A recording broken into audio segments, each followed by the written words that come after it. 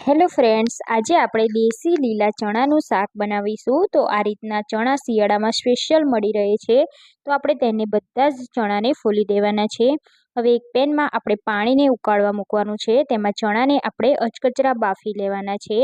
હવે આપણે એક પેનમાં તેનો વઘાર કરીશું, તો તેમાં તેલ એડ કરી લસણ, મરચાં અને ડુંગળીથી સાતે કરી લઈશું અને પછી લીલું લસણ એડ કરી દઈશું અને તેને પણ આપણે સોતે કરી લઈશું।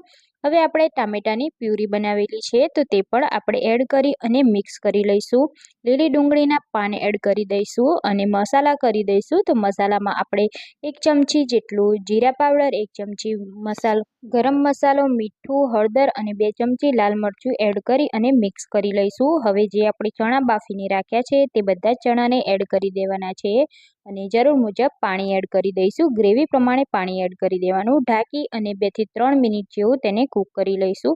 2 થી 3 મિનિટ પછી આપણું શાક એકદમ સરસ રીતે કૂક થઈ ગયું છે। હવે આપણે 1 ચમચી ખાંડ એડ કરી લીલા ધાણા એડ કરી આ શાકને આપણે સર્વિંગ પ્લેટમાં કાઢી દઈશું। બાજરીના રોટલા જોડે તમે આ શાકને ખાઈ શકો છો, ખૂબ જ ટેસ્ટી લાગે।